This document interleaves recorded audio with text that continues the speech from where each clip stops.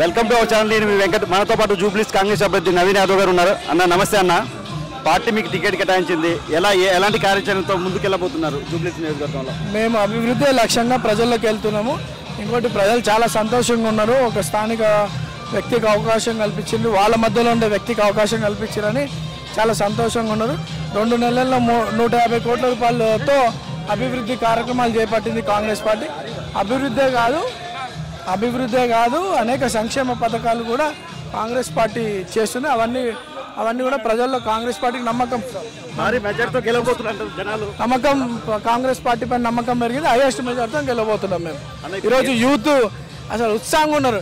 70-80% youth polling అయితే 90% మా కాంగ్రెస్కి వేసేటట్టు ఉన్నారు. ఇప్పుడు ఒకటి ఏదైతే సోషల్ మీడియాలో కొంచెం ఒకటి హల్చల్ అవుతుంది, గతంలో కవిత గారి పెళ్లికి శ్రీశైలం అన్న గారు హెల్ప్ చేశారు. ఇప్పుడు అలాంటి శ్రీశైలం అన్నను రౌడీ అని చెప్పి ప్రచారం చేస్తున్నారు. ప్రజలు తిరగబడుతున్నారు. ఎవరు ప్రజలు తిరగబడుతున్నారు? ప్రజలు బీఆర్ఎస్కి వ్యతిరేకంగా మాట్లాడతారు. 40 ఏళ్ళుగా నా కుటుంబము ఈ సమాజంలో ఉంది, సమాజంలో సేవలు అందిస్తుంది. ఏ శక్తి లేకుండా నా తండ్రి ఒక్కడై సామాన్య కుటుంబంలో పుట్టి ఆ భగవంతుడి ఆశీస్సులతో కొన్ని లక్షల కుటుంబాలను ఆదుకున్నటువంటి వ్యక్తి నా తండ్రి. కొన్ని బస్సులను నిలబెట్టినటువంటి వ్యక్తి నా తండ్రి. వాళ్ళకి బీఆర్ఎస్ ఇంకోటి ఈరోజు దుష్ప్రచారాలు ఎవరు చేస్తున్నారు? బీఆర్ఎస్ పార్టీ చేస్తుంది.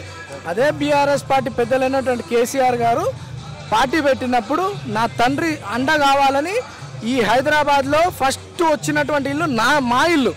ఈరోజు ఇగో రాజకీయము ఇవన్నీ మాకు నథింగ్. మా ప్రజల క్షేమము, మా ప్రాంత అభివృద్ధి మాకు ముఖ్యం.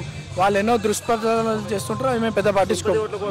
అవన్నీ ఏం లేదు. అభివృద్ధికే జూబ్లీహిల్స్లో కంకణం కట్టబోతుంది. చూస్తారు కదా మీరు, హైయెస్ట్ మెజార్టీతో.